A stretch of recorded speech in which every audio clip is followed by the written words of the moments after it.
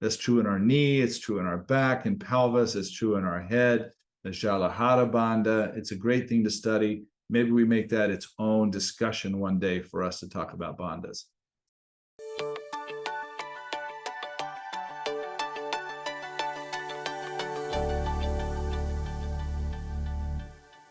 Hello, everybody, and welcome to another Polestar Pilates Hour, bringing the world physical, emotional, and spiritual alignment.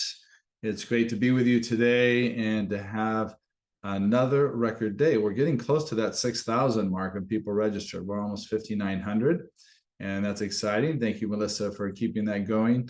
Again, any of you who enjoy the webinar and think somebody else might enjoy it, or certain issues, sometimes we're doing certain areas that you might have a client that could benefit from that area. Like today, we're going to be talking about the wrist and the elbow and the shoulder, and sort of weight bearing in those activities that we do in Pilates and other sports.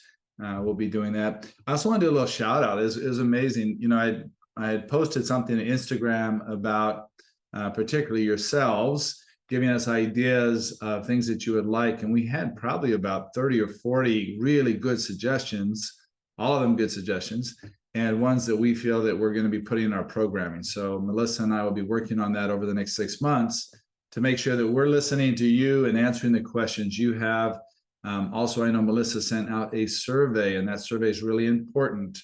If for some reason you didn't get to take a survey, but you have a special need or a question that you want answered, please share it with us. That's why I'm here. That's what the Pilates Hour is all about, is to bring that information to you, looking at how movement affects pathologies and how pathology impacts movement, how we can utilize our Pilates skills better, how we can make better decisions. Just an FYI, our flagship studio is going under a total overhaul. So we are doing a beautiful build out on it that'll be ready by the middle of October. So I've been coming down every couple of weeks to make sure that the construction is moving along well. And we're excited that we'll be reintroducing very strong physical therapy services and the whole continuum of Pilates all the way up to high performance and elite athletes. So that's really exciting to us. The facility will now have 2 classrooms and a big studio and 2 treatment rooms, and just a beautiful, beautiful space. So if you're in Miami, please come by and visit us and visit the flagship for Polestar and just check it out. Come take a class. We'd love to have you. And as we are talking about the upper extremity, you know, we've talked a lot about the lower extremity. We talk about lumbar. We don't talk so much about the upper extremity, especially the wrist and the elbow and the neck and the head. Those are areas that we tend to neglect or not really want to address. But there are times and there are activities. You know, I think my daughter and son-in-law are very active in the jiu-jitsu community. And man, you're just putting pressure and closing the chain through your head all the time, and shoulders, and the submission holds and those kind of things. I know that a number of our practitioners around the world, Juan Nieto, our senior educator and licensee in Spain, also practices jiu-jitsu, and looking at these movement forms and how crucial the understanding of the upper extremity is in performance of our many daily activities. So super important to all of us. And that's what we're going to talk about today. Let's jump right in. This first picture here is the artwork from the book Principles of Movement. It's something that my youngest daughter, she's an artist, and she depicted this one in the chapter for control. And the idea here, and the image I wanted to create with this particular art piece, is the idea of control of that upper extremity in a closed chain environment. So how does the body relate to the shoulder blade, and the shoulder blade to the humerus to the forearm and the radius into the carpal bones and into the hand, and then that ground reaction force coming up from the ground. And so I love this picture. I love the energy that it depicts, and I love the questions that it raises. The questions of, you know, what with something that has so much mobility like the shoulder, or something that's not even really a joint like the scapulothoracic union, how do we transfer these forces from the ground or from fixed surfaces into our trunk? So those are going to be things that we're discussing a lot in today's discussion. So if I do my job right on our outline here today, I'm going to cover some basic anatomy, as always, of the upper extremity. And by the way, your feedback is really important to me. I had somebody get some feedback about the stenosis workshop, and they felt like sometimes the PT jargon or the anatomy jargon that was coming out of my mouth was not clear enough, or was not basic enough, or that could have been given extra descriptive. So if you ever feel like that, I mean, I'm here really only for you. I don't do it so I can hear myself talk. I want you to learn information. I want to create a very conscious community that is able to work with many diverse populations and to be better practitioners. So we'll look quickly at the biomechanics of the upper extremity. And when we look at that, it's very interesting. I'm going to be playing, and when I say biomechanics now, you know that I'm always talking about that mixture of biotensegrity and biomechanics. I'm not willing to give up the term biomechanics yet. I'll wait until somebody can prove to me that I need to do that. But I certainly appreciate the concept of the tethering and the tension and compression and the living structures that are non-contractile, that are part of this stability and control that we're talking about in upper extremity weight bearing.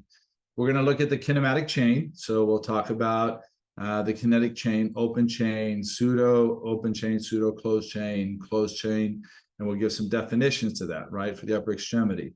They're not always very clear. We've definitely made our own definitions inside of Polestar to make sure that you understand the practical application of these kinetic chains and how these kinetic chain variations basically integrate to function, to what we're doing every day. If I'm feeding myself and bringing food to my mouth, that's an open chain activity. If I'm got my hands on a bar and I'm doing a pull-up, that's a closed chain activity for the upper extremity. If I'm, pushing a grocery cart, that is a pseudo closed chain, right? So it's like we start looking at these things to better understand what's the practical application of it. And then we'll look at optimizing alignment in the upper extremity and weight bearing. And this is something that has a lot to do with individuals who have not spent a lot of physical activities bearing weight on their hands. Now, if you think about it, as an infant, the first way we locomote is on our knees and on our hands. So we all have the same foundation as long as we crawled or scooted and pulled ourselves up, that we use our upper extremities for weight bearing. The problem is over the years, if we stop using them for weight bearing, then we often lose the neuromuscular patterning or the organization or the way we transfer those forces into the thorax and into the pelvis. And we also could look at how the relationship of that kinetic chain all the way into the pelvis and down to the leg, that if it's not communicating, if you've ever taken a mat class with me, I often do an oscillation and trying to get it so that the pelvic and the feet, as they're doing a little anterior posterior tilt, does that communication go all the way up through the chain? Or when I'm working, got a really cool workshop coming up at POT in India, coming up in December, and I'll be with Victor from the Connect method, and we'll be doing a joint programming like we did before at the Physical Therapy POT in Phoenix. And what we're looking at is like the reciprocal motion, like how does the foot on the right side communicate to the hand on the left, or up through the head in that movement. So we're going to be looking at how do we find this optimal dynamic alignment of the upper extremity. And then functional load activities that require upper extremity alignment and load. So in the Pilates environment, we do a lot of closed chain activities. Anything you're doing in quadruped, plank, reformer, chair, ground, mat work, trapeze table, they all have a combination of pseudo and closed chain activities. And then the last thing we'll do is we'll have discussion at this point in time, where I want you to bring up some questions and some things of, are there, what are we looking at with somebody that maybe has an old wrist fracture, or has a compromised wrist mobility, or maybe they've had an elbow injury or dislocation, or somebody that has a shoulder impingement. How do we look at ways that we can modify that closed chain activity for them? How do we re-educate that mansi bandha? The bandha is the co-contraction of these joint complexes, to be able to create stability and better organization. And some really good tools that I hope to share with you today, if there's time. So let's jump in. We're going to jump into the anatomy and just looking, first of all, at the wrist. Now, when I look at the wrist, again, I love looking at things that are complex. And there is no exception here of the complexity of the wrist. But the easiest way to think of it, this large, wide bone here, this is the large side of the radius. So if you think about it, when I show you the relationship it has to the humerus, it is literally a pivot kind of thing that comes up into the elbow. It is not the major hinge that connects to the humerus. That is the ulna. But you look at the ulna almost doesn't even have any relationship here other than a little tiny disc that's between the ulna and the pisiform of the hand on the pinky side of the hand. So when we look at the main weight bearing in the joints, we have a proximal row of carpal bones and we have a distal row of carpal bones. Carpal just means wrist, and the distal means that it's close, or distal is away, and proximal is close. So when we look at weight bearing, most of the weight bearing is going to be more on the thumb side of the hand and more through the proximal carpal bones with the radius. I think that's a really important concept, because when we look at the elbow, we're going to realize, oh, well, that's interesting, because the real connected joint to the humerus is the ulna, but the ulna is not the weight-bearing bone of the wrist. I'll repeat that one more time. It's very important. The radius has the main connection to the weight-bearing in the wrist, but the bone that is a joint, it is a literal joint with the humerus, a closed joint, is the ulna. So somehow the weight bearing has to transfer from the humerus into the radius into the wrist. We're going to look at that. And some of that has to do with pronation and supination. Some of it has to do with the position of what we call the cubital of the fossa of the elbow, the hollowing of the elbow on the inside of how that works. And then from here, we have the phalanges. This is the thumb phalange. And then these are the four fingers. This is the little finger here out to the side. And what we're looking for here is how do we move this? There's no muscles that connect to the carpal bones. Everything passes through the tunnel and either connects onto the phalanges or the metacarpal bones, or they're connecting up into the forearm or even into the humerus. So we have to understand that there is no muscular control isolated to the bones of the wrist. And that's why when I talk about a co-contraction of a joint complex, this is definitely a joint complex. There's a lot of bones in here that are articulating with each other, and there is no muscle that is connecting to these bones. So what's happening now is the muscles that run across the front of it and the back of it, when they have a co-contraction, they're actually creating the stability of that movement. When one moves a little bit more, you're going to get extension or flexion or pronation or supination or circumduction that are available through that wrist joint or joints. But the control of it is going to be from the muscles that connect to the hand and to the elbow, not to the wrist. There's no muscle tendons that connect to the wrist. When we look at the elbow itself, remember I said that the radius comes up and has like a little pocket on it that articulates with the lateral condyle, right? So that it's almost like just in space, like we just balanced on top. Now it has ligaments, and it has ligaments that hold it to the ulna, right? So there's a ligament there, and it just allows the radius to roll or to spin, but its connection is with that the bone of the humerus. Now, when we look at the ulna, we can see that it actually is articulating full-on joint with the humerus inside the olecranon fossa.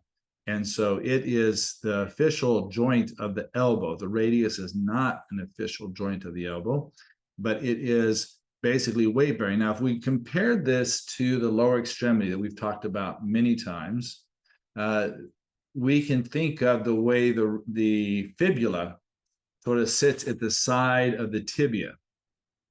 And again, it's just sort of sits there. It doesn't have a direct articulation with the femoral condyles. And then it comes down and it makes up in the foot and ankle a smaller malleoli or articulating surface for the talus. The main surface in the foot and ankle, different from the hand, is that tibia. The tibia is the main weight-bearing bone structure. And so the upper extremity is different. There is not, like, you don't have that same continuity of humerus, ulna, wrist, hand. It actually goes humerus, ulna, somewhere transitions into the radius to the wrist and the hand. And that's why it's so complex if we don't understand it, of why people go into hyperextension in their wrists, why the elbows turn around and go into hyperextension, and why the shoulders come up and collapse and the spine comes down. And they can't find a place to be able to do their prone positions or planking or push-ups. And that's what that comes from.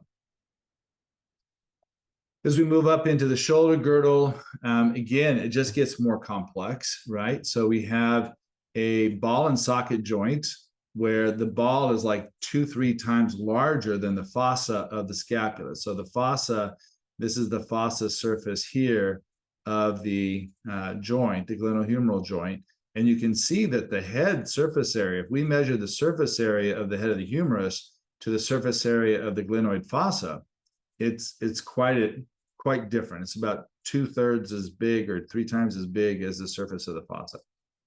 And so that means that we have a relatively unstable joint there as far as weight bearing goes. So if the head is bigger than the fossa, that means that you're not quite sure what surface area of the arm bone, the humerus head, is going to be articulated. And that's why when we talk about dynamic alignment, we talk about congruency, this becomes important. Another couple of important joints. Here we have the acromioclavicular joint. Now, the acromioclavicular joint is really just a ligamentous and cartilaginous joint that is holding the collarbone, which is attached to a floating bone called the sternum and the manubrium. And then it comes and attaches to the scapula, which is also a floating bone that slides on the rib cage. There's no capsules. There's no attachments necessarily from like a joint with synovial fluid. It literally is a muscular tendinous connection that maintains the scapula against the rib cage, but is very mobile. And so then we can look a little bit more at like what mobility, it goes a little bit of the biomechanics, what mobility is available, what biomechanics. So we know that the arm can go into flexion, abduction, and rotation. We know that it has vector forces of how it rotates around. And then we're still not even considering the motion that happens inside the scapula in relationship to the humerus. So if I just take the scapula and the humerus, we have these motions that it can move: horizontal abduction, adduction, adduction out to this, abduction, adduction to the side, and then flexion, extension to the front, and every movement inside because the ball and socket joint. Now, for it to be able to do that, its relationship is to the scapula. So I often have you, take your phones and pretend that your phone is like your scapula. And the scapula sits against the thoracic cage. And again, it's not a joint. It's just tethered by a number of musculotendinous connections and fascial connections that is like a tent.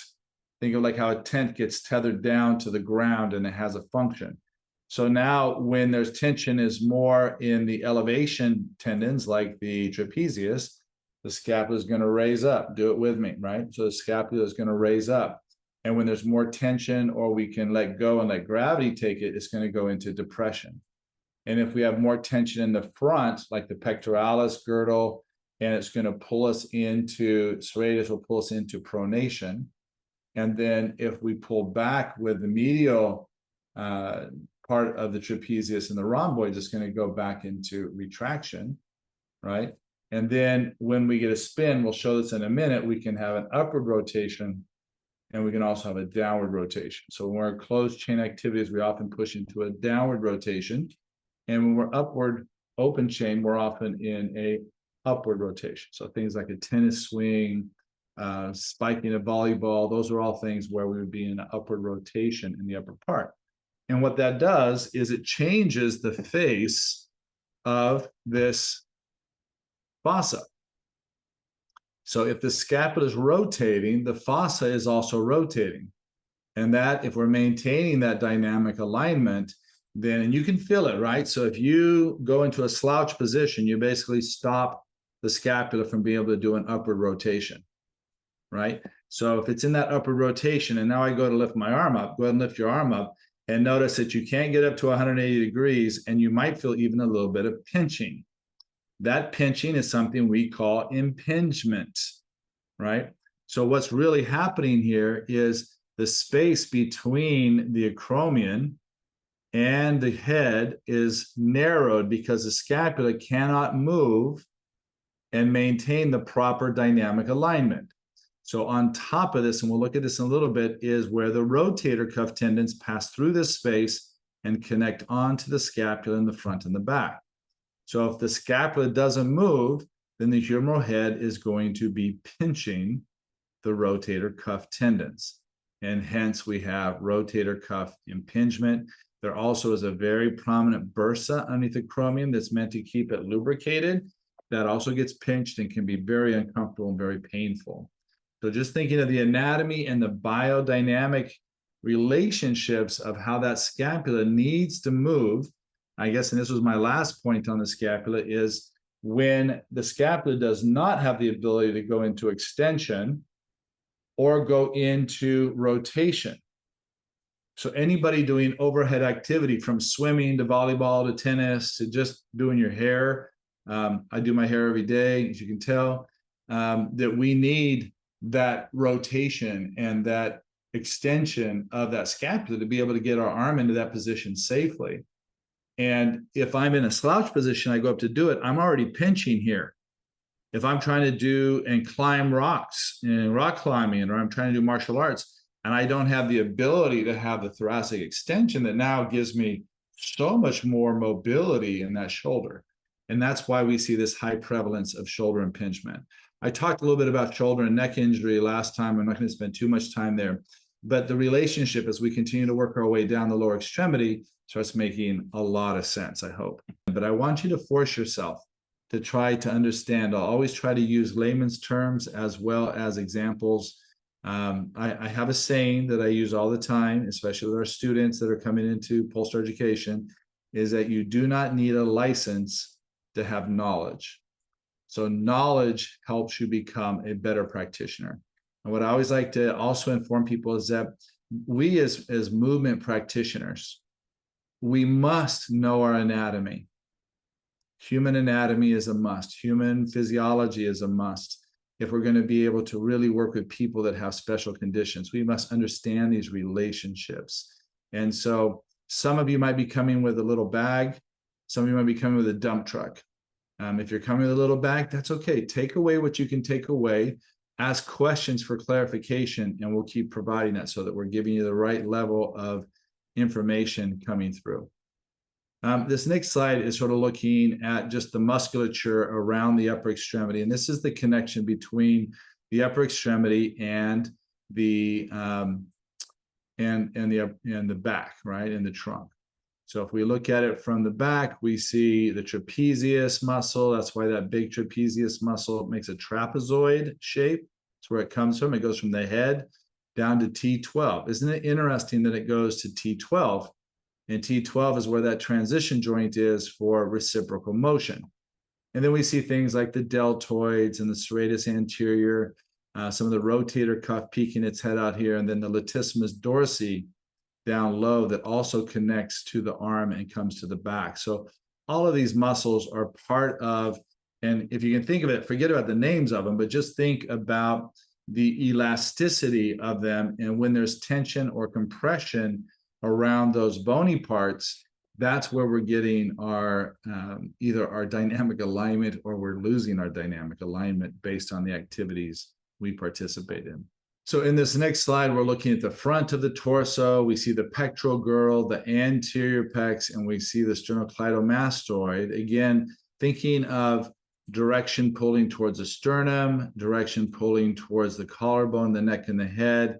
And then underneath, we have that serratus anterior and the lower pectoralis minor that are pulling the shoulder down in front. So when we think of those motions again, to sort of think of all those tension points. These were all rubber bands or elastic bands connecting to the shoulder joint and connecting them to the torso. That relationship is what allows for the tension and compression in that biotensegrity model of how we create this very dynamic alignment. We don't want the shoulder blade to be static. The shoulder blade has to move in all directions. Its goal is to always maintain some kind of relationship with that humeral head. Here we look at the upper extremity anatomy, and now we're seeing that there's muscles that cross from the chest to and through to the forearm. So those are going to be muscles that move the elbow joint. And then we have muscles that cross from the arm into the hand and the wrist, which are going to be ones that move the wrist joint. See a little better picture here of the deeper muscles. Again, these are going to be extensor pollicis, longus, and brevis. So that's the thumb is the pollicis. So the muscles that lift the thumb up and flex the thumb, they're actually up in the forearm. It's like when your thumb is overworking on a mouse or whatever, and you feel pain up in here, it's actually the muscles that control your thumb. You can put your fingers there and you can move your thumb or digits, and you can feel the muscles of that movement happening right here in your forearm. And that's on both sides. And that's going to be important for us as we talk about the Mansi Bandha, the bandha, the yoga bandha around the hand and the forearm is going to be these flexors and extensors and pronators and supinators that are going to create the proper amount of tension around our wrist when we're weight bearing on that wrist or we're pulling with that wrist to prevent us from having laxity, right, looseness or trauma to those wrist bones. A lot of people will say, oh, my wrists are so weak. Well, they're weak because we don't weight bear on them, but let's teach them how to have that right load manifestation, and that's how they'll be able to manage that. There's one more set of muscles here that I find very important for us in the hand, and those are the lumbrical muscles. Now, we often talk a lot about this in physical therapy and massage therapy because this is sort of the way that we grip or touch or palpate to avoid basically misinterpretation of touch, right? A lumbrical grip has no sexual or intimate kind of contact, right? It's not like a soft touch. It's like this. So when we touch, we measure things, we often go into a lumbrical. Now, the reason why I bring that up is because when we go into our hand position for a weight bearing, I actually use the lumbricals. So just with your hands, right? Flex the lumbricals down and up, straight fingers, and just bring it down. That's a muscle inside the hand, okay? So it's right along here, and it just pulls the straight fingers down. The way that it crosses over is a pulley, and it keeps the digits straight, right? And pulls them down. Now, if that is working in the hand and the wrist extensors are working, when I put my weight onto the hand in that position, I now have the Mansi Bandha. So it's like, I want you to know what kind of muscles and what tension is working, and then we can find out the most practical application of it when we're in our actual weight bearing. I do have a question right here, maybe a good time. Manya Maya says, in addition to not slouching, can you talk a little bit about the protraction, retraction of the shoulder while the arm is overhead? So protraction and retraction become less of an emphasis with overhead activity. What happens here, protraction could be sort of coming across the body, or retraction would be going back as you're preparing for a spike or something. That is, again, the importance of it is it's just aligning the scapula so that fossa of the glenoid of that scapula is aligning with the head of the humerus. And as long as that head of the humerus is aligned, the scapula and the collarbone are moving around in all different directions to maintain that congruency, so my arm can freely participate in the many sporting activities and functional activities we do as human beings. Let's jump down into the rotator cuff, because I always think that's important to understand.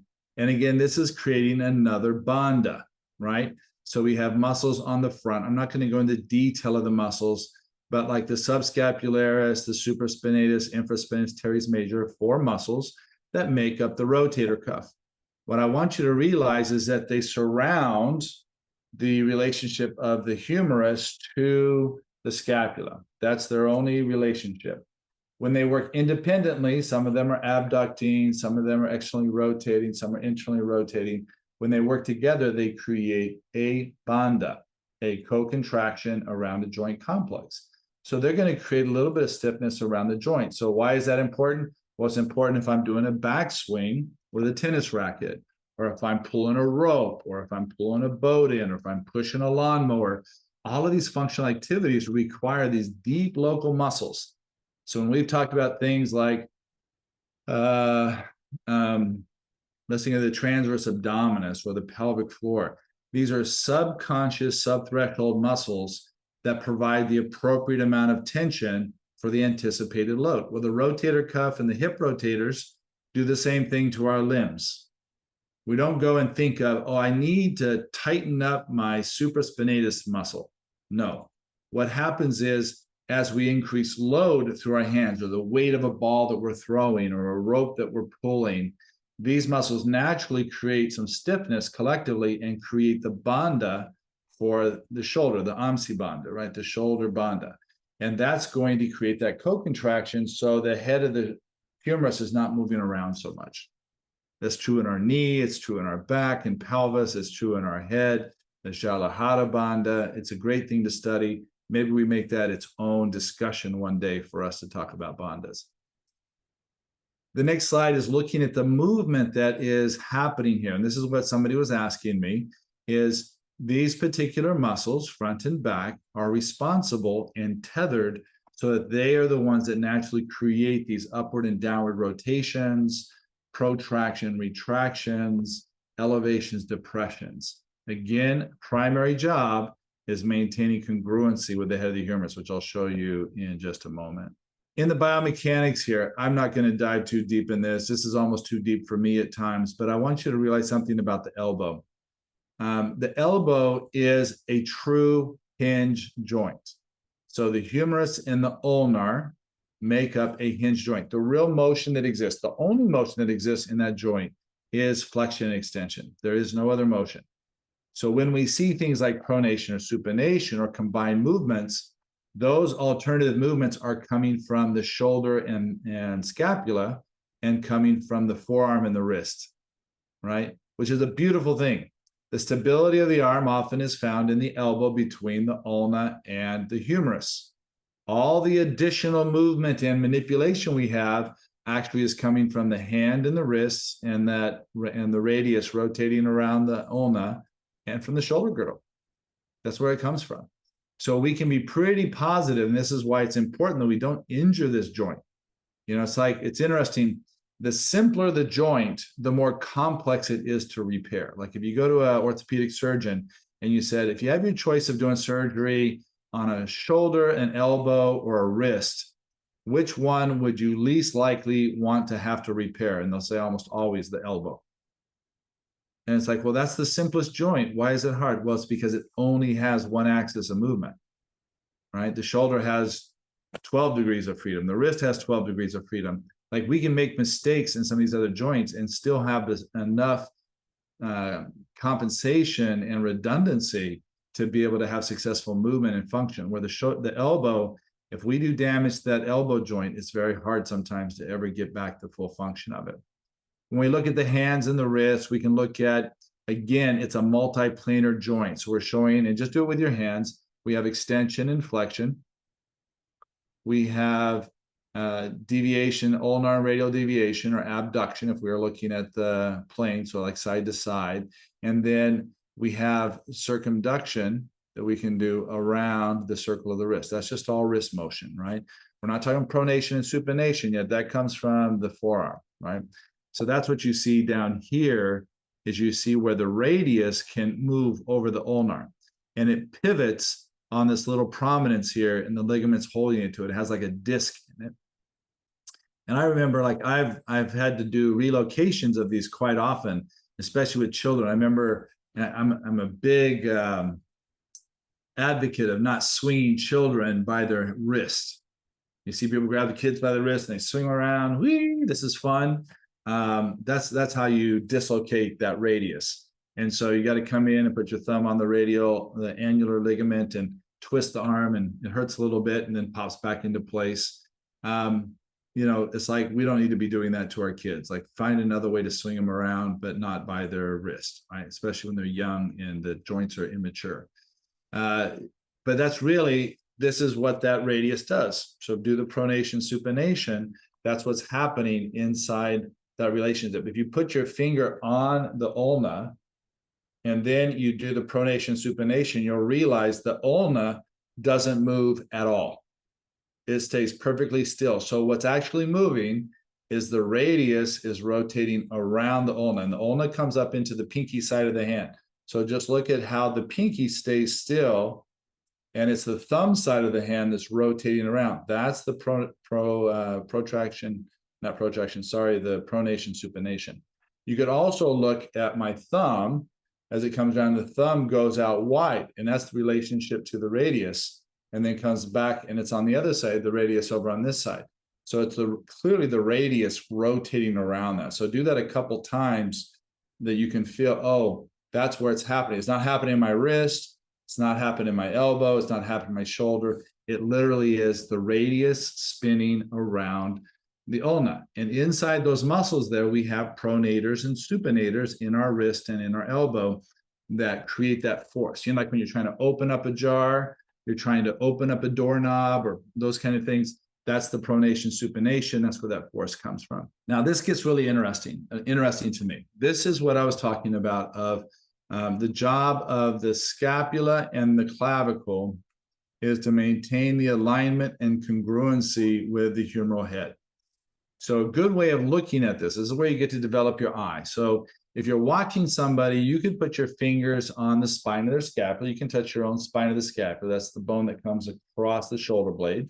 And you can put your finger on your collarbone.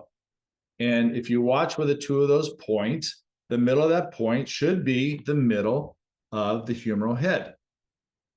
So when we see people with a humeral head, and you see this all the time, people lay on their back and the humeral head, 2/3 of it is in front of the acromion. You just see it sticking out. You see the ball sticking out on the ground when they're laying down. The reason being is usually this is their neutral position. So when the arm comes down to the side and they don't have their phone in their hand, right? Or they're not on a keyboard or on a dashboard or on a driver's wheel, right? All of a sudden, it's like the shoulders are going forward. That's a loss of congruence. And so when we're watching people move on the Pilates equipment, we can very easily look at this imaginary angle here and see the clavicle with the spine of the scapula and its alignment with the humeral head. It's a very powerful tool for us as Pilates teachers to be able to see the alignment through that upper extremity, right? And there's some play with it. There's going to be some motion that's going to take the head, like you bring your arms behind and you grab the tower bar from behind and you're pushing it behind you, right? That humeral head's going to come forward. And if you're doing the same thing of coming behind and back, that humeral head's going to go back. That's the beauty of multi-directional movement of the upper extremity. When we're in closed chain, though, what do we want when we're in closed chain? We want that scapula and the clavicle able to move in any angle to maintain that relationship with the humeral head so that we can get a co-contraction or the bandha contraction around that joint complex if we're doing something like a headstand or a handstand, or we're doing something like a push-up. How do we maintain the proper amount of tension for the anticipated load of the activity? So as we look at this image here, let's look at the arm first, because now you get to see, and remember these arrows, we can make them very simple. They're just basically showing directions that joint can move. So the shoulder joint, we said, is a ball and socket joint. And that ball and socket joint can move in all planes, right? A ball and socket joint can move forward, back, any different direction that we want it to move in.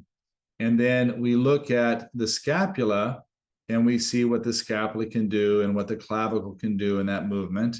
And then we come down and we look at the elbow, and we know the elbow only has one plane of movement, that's flexion. And then we look at this, which is this arrow here, the flexion extension around that axis. And then this axis is going to be the radius moving around the ulna, right? So we just sort of think of these axes. Go back up here. This is shoulder rotation, right? So if you go in and out, that's rotation. We have abduction and rotation and flexion extension here. So that gives you an idea of the planes of movement that exist. And then we come down the wrist, and the wrist again has a multi-directional joint, so it can move in all directions, flexion, extension, abduction, adduction, and it can move in circumduction. Circumduction means it just moves around. So those carpal bones, just to make another thing clear right here, they act like a ball and socket joint, don't they? They act like a ball and socket joint, or a partial ball and socket joint. So they have down by the radius, they have a rounded bone, and the radius is cupped. And so it comes into it and it weight bears, and we move that radius over the carpal bones for flexion, extension, abduction, adduction, and rotation. Over here on the left just gives you a little better mechanical representation of it, where you see here the elbow only can flex and extend. We know that the radius does rotation on this axis.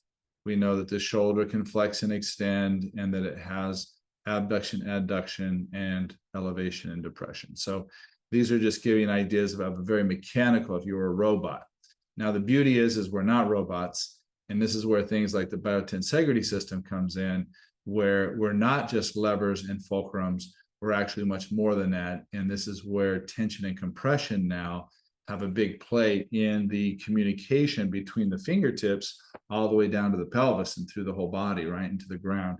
That these communications now are what are creating the proper alignment and optimal tension and compression around these levers and the tension that's already inside the bones. Before I go to the next section, I have one more question. It says, what is the optimal preferred resting position of the shoulder? In postural assessment, I've seen directly in alignment with earlobe point, but in life, I usually experience shoulders rolled slightly forward. Is that a weakness? Great question. That's sort of what we were talking about in this. Ideally, if the thoracic was in a good position, this would be your earlobe alignment, right? Coming right up to your head. Typically, because of the nature of our behavior in these last 30 years, we tend to have shoulders in front of that. And that's because very functionally, we are working on computers, we're driving trucks, we're working on patients, we're working on clients. All of those things are activities in front of us, right? And yet our greatest performance and our greatest alignment is exactly what you said, where there's that alignment. Now, that is what we would call a resting neutral alignment. That is not dynamic alignment, right? Because dynamic alignment could be anything that maintains congruency with that humeral head through a range of motion. So again, if everybody just lifts their hand up like they're going to do a volleyball spike, notice how the chest has to rotate, scapula has to glide down and rotate up to maintain congruency with the head of that humerus as I come through. So that means that the whole scapula, clavicle, and humerus are moving side to side, front to back, and up and down to maintain the dynamic alignment versus resting alignment. So I'm much more interested in the dynamic alignment when you're watching your clients move, rather than thinking of the earlobe to shoulder analogy. Think more of, is the scapula and the clavicle moving to maintain the congruency with the humerus through space? I hope that makes sense. That's a really important concept. I'd be glad to go over it again if we need to do that again. The question is, when there is previous strain or sprain in the shoulder rotator cuff area, does it become more vulnerable and unstable in future movements, even after therapy and recovery? Yeah, and the answer to that is flat yes. So does it have to stay that way? No, but it often requires, like any joint or tissue in the body that's been damaged, it probably is going to require regular intervention of awareness training and proper alignment and dynamic organization. Scar tissue has a way of biasing things. Pain has a way of biasing neuromuscular patterns. And we have to continually work at it. And I'll give you a perfect example, a personal example. I had my first injury and surgery was on my right shoulder. I was 16 years old, playing American football, and I had an anterior dislocation. And so they had a surgery that they did with me. And the truth is, it's never been the same since. Now, I do my exercises, I work with my proprioception, I work with awareness. I have pretty much full function with the right shoulder, but it's never the same. And I don't ever make the assumption that it would work just as if it would have when I was 15 years old, swinging a bat or a golf club or throwing a football. I now have to make sure that I have awareness. And another really good example of that is ankle sprains. People have ankle sprains. If you had a bad enough sprain where you damaged the ligament, you probably have to do a set of exercises and awareness and those kind of work on your balance all the time to maintain that ankle in its optimal position like your other ankle. So just keeping that in mind is that previous strains and sprains do have a long-time effect. And the key is that they come in and pay us a lot of money to do Pilates on a regular basis to maintain their proper alignment and awareness. And I'm just kidding. They just need to do their home exercises. So here we go into kinetic chain. We'll start with open chain. I wanted to use examples that we're all familiar with in the Pilates industry. And so this is an example of arm locks on the mat. And this is an open chain activity. This is pure open chain, right? So the hand's not holding on to anything. It's not pulling a strap. It's not pulling a TheraBand. It doesn't have a weight in it. Even if it had a weight in it, it would still be open chain. But moving that arm through the arc in space, this is purely an open chain movement. So what that means is that there is a lot of proximal organization to maintain that proper, organization of the hand through space. And this is the hardest to control. And yet 80% or plus of our upper extremity motion is this. Our upper extremity motion is almost primarily open chain movement. Think about it, right? Eating, working on the desk, moving things, throwing, grabbing, pruning, gardening, all of those things that we do, almost all of them are open chain movements. So open chain is function, almost always function, right, for us. And I'll talk a little bit about closed chain upper extremity too. But the primary function of the upper extremity is dexterity in the human being. So we are not a four-legged animal. And we were not built to walk around on all fours for very long, only for about 6 months. And our primary goal of the upper extremity is dexterity, function, creativeness, the ability for us to move in positions that other animals just can't do, right? So when we think of restoration of function, the most important thing for the upper extremity is open chain. So I always think we need to get them to open chain. So why do we do so much closed chain and pseudo closed chain? And there's a very simple answer for it. Proprioception is much better in closed chain. So when we're coming back from that injury that we were talking about, and we want to now get awareness, we're going to have more awareness of congruence in that joint in a closed chain activity or exercise. And we can't stay there, because that doesn't restore function. That just says to your brain, oh, I know where my humeral head is now. Oh, I know where my scapula and humeral relationship is now. That's what a closed chain activity does. But now I have to progress them to the functional open chain activities that they do every day. I want to play pickleball. Closed chain activities are not enough for playing pickleball. You're going to have to get them into some pseudo open and open chain activities to be able to return to the courts to play pickleball.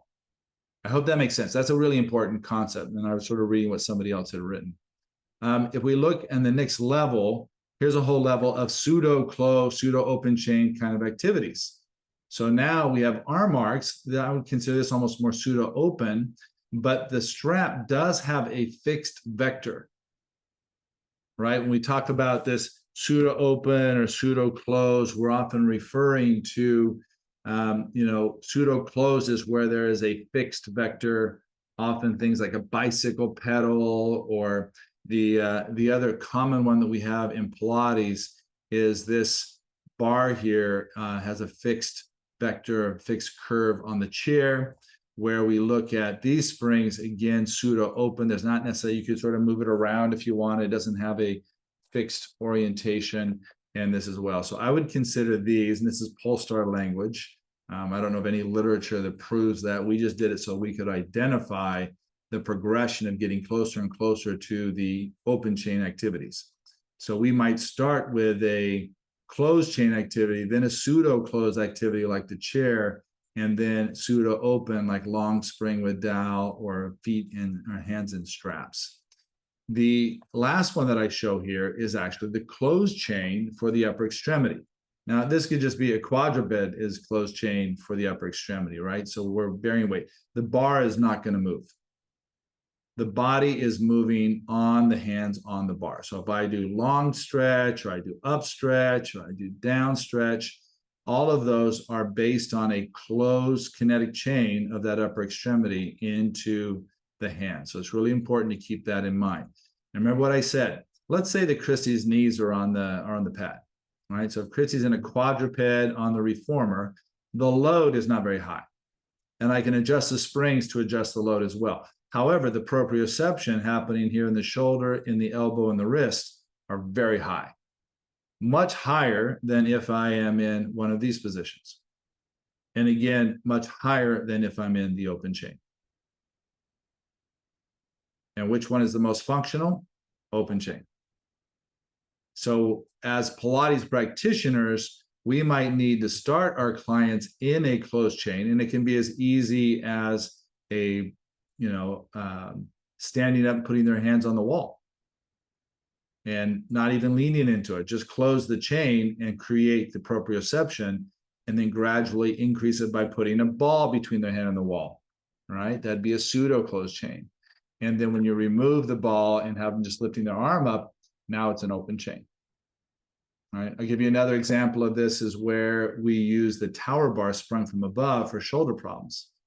We basically have the shoulder spring there, and we put a heavier spring on it, and we have them grab the bar and pull the bar down. It's a little deceptive, right? It's a little bit of a trick, but they're pulling the bar down. And what that's using actually are all the inferior muscles and myofascial tissues and tensions that are actually depressing the head of the humerus. So when the arm comes back up, they're not pinching. And they start to get that awareness and proprioception in that position of their shoulder moving without pain. Then we lighten the springs. The lightened springs mean now they have to use a little more of their own power and tension to get the arm up overhead, but they've already learned the pattern for the head to depress when the hand goes up. And then we have them just use the bar, and then maybe a ball against the wall, and the next thing they're doing overhead, and then we put the pickleball racket in their hand, and they're playing pickleball. And it says closed chain movement, example, weight bearing in quadruped is better for strengthening, correct? And the answer to that is no. It's better for proprioception. So if you think of where the greatest strength training comes, think of people going to the gym and doing strength training. They're moving weights through space. I could say that if we change the orientation, let's say we go into a handstand, we're going to talk about different positions in a second, and we're doing handstand push-ups, right? Yes, in that case, Sarah, we are doing a lot of load of gravity, but I could create more load in an open chain by doing a barbell with 150 pounds overhead and doing something that weighs more than my body. For me, it'd have to be like 250 pounds, but something that's more than my body weight pushing overhead could be even better strengthening of those muscles than, say, a closed chain position, right? Next one, Karen, it says, do you recommend basic arm arcs with palms facing down or towards the toes, returns of palm forearms? Now, to me, palm position is often choreography, but I will tell you there's some advantages. For example, if you just take your arm, you got thumb up, right? So thumb up, and you take your arm up is easier than if you have thumb down. You can feel the difference.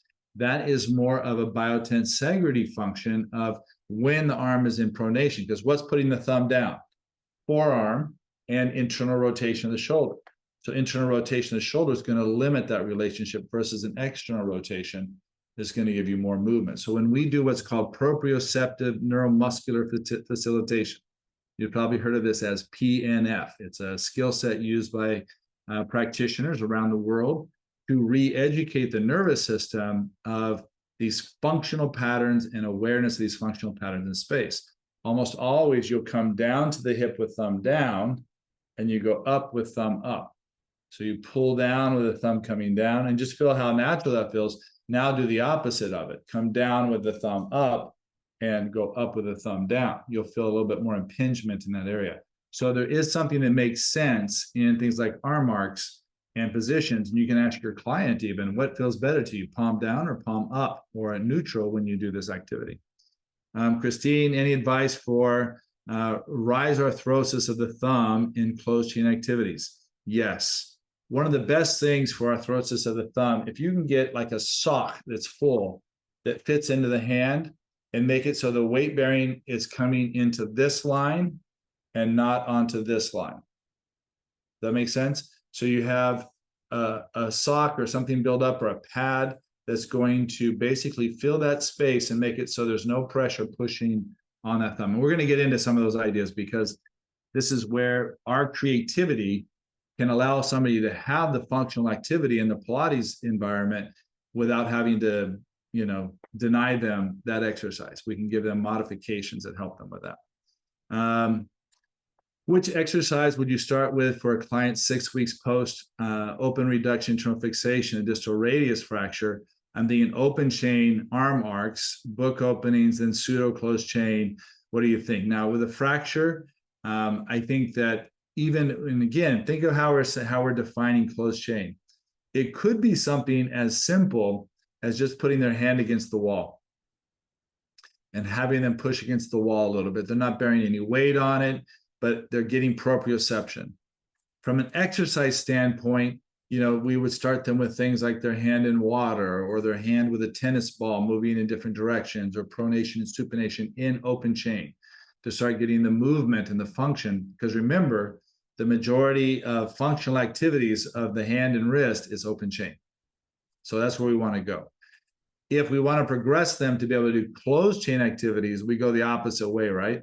So we start doing some modified load with closed chain, and we gradually build that load up as their tolerance increases to be able to do things like quadruped or being able to do planks or push-ups or handstands. Manya Maya is for clients with osteoarthritis in the wrist. Can you do partial to full weight bearing in neutral? And when we talk about this, a lot of times just something simple like a yoga block or having some extra pads like when you're putting it on the quadruped on the framework of the reformer, putting a little extra padding in between there, creating some space so that the wrist can maintain more neutral rather than being in this position. It can now weight bear in this position.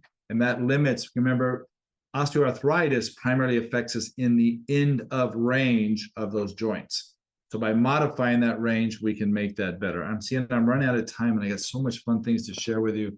We've got one more question here from Mark Harrison. I often offer jackrabbit or long stretch on the reformer in forearm tripod and a box. And that's absolutely a great modification. And again, what I would be asking is, how important is it to them that they really do have weight bearing through the hand? That it's more work in an elbow weight bearing prone for the shoulder and the trunk than it is on the hand. So what do you want more? Are you more interested in them having that experience of trunk strengthening and alignment? Then by all means, use a modification on the wrist like the box. It's fantastic.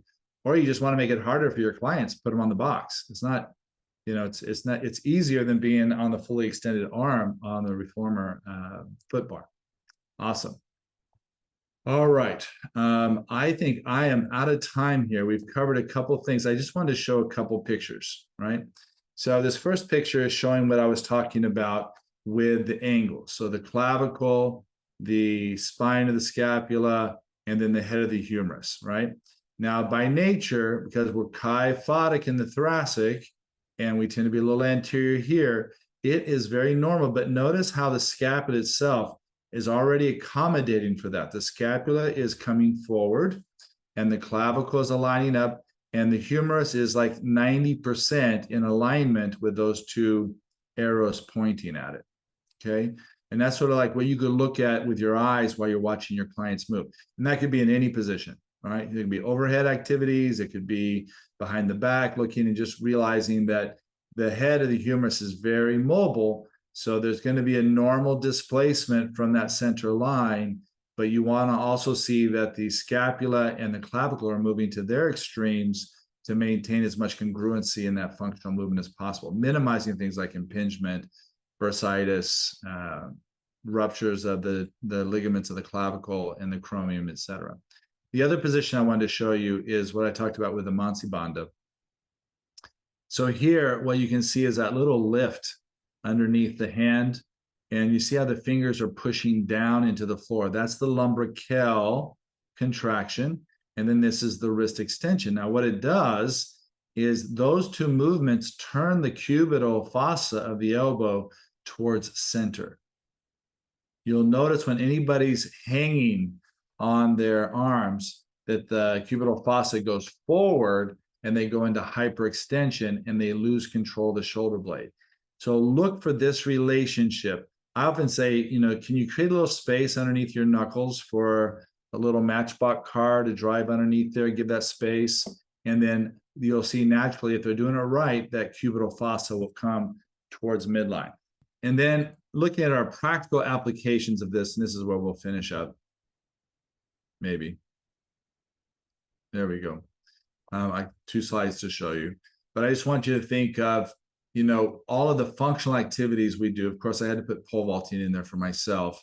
Capoeira, yoga handstands, gymnastics, our Pilates exercise with Devon there, martial arts like jujitsu, that we are having an increasing number of human activities again and sports that are using weight bearing in the upper extremity. And Pilates is one of those, and we need to be aware of that. I wanted to do a demonstration. This is my daughter-in-law demonstrating a push-up. So I want you to take a look at her organization of the push-up. Nice body, scapulas are well organized. You can see that it's not about strength. It is about organization. And so as she's going down into her push-up, and again, I always, profess my daughter and daughter-in-laws all can do lots of push-ups, and there's no such thing as a girl or boy push-up in our family. But thinking of that organization was really about this connection between the pelvis and the head, and then the scapula moving in relationship to maintain congruency with the hand, and then the hands having the relationship with the elbow so that it can really drop down efficiently. What I do want to do, I've got one more question or two more questions bearing. I will take the time to answer those right now. Joe Davenport, should we keep trying to get the jam jar lid off when the thumbs are has arthrosis? No. Get one of those sticky lid things and just you can grab it and move it and open it up. There's nothing we want to do that is going to exacerbate a symptom that makes it so they can't function as much. So we do find compensations for some of those things when we see arthritic changes in the wrist or the elbow or an old fracture of the wrist. Think of how many of us have fractured our wrist before. There's scar tissue in there. We're compensating for that. We might not have full pronation, supination, so the shoulder is going to compensate for it a little bit or vice versa. Sylvia Bubinkova, when I do such a push-up, my elbow is clicking, right? That is not uncommon, especially in women doing push-ups, and there is an anatomical reason for it. It is not a sexist reason, and it's called the carrying angle. So Sylvia, what I would look at is when your arm drops down to the side, do you have a big angle between the arm and the forearm? It's thought that is from things like, the width of the hips and the narrowness of the torso. But if you have a larger carrying angle, it is very likely that you will have some clicking. The question is, does the clicking bother you? Does it get inflamed, or does it just make noise that bothers you? And I'm going to finish on that spot there. I do want to thank everybody for giving us suggestions. We've now been building out our work in the next 6 months based on suggestions that you gave us. We've been finding talent to come on and join me for some of the specialties that I am not as proficient in, so that we can ask them questions together and that we all can learn together. And just again, I'm going to stop sharing here, letting you know that our goal is to bring the world physical, emotional, and spiritual alignment, and we do that through movement. And wishing you a very happy and peaceful weekend. Above all things, be kind, and we'll see you next Thursday.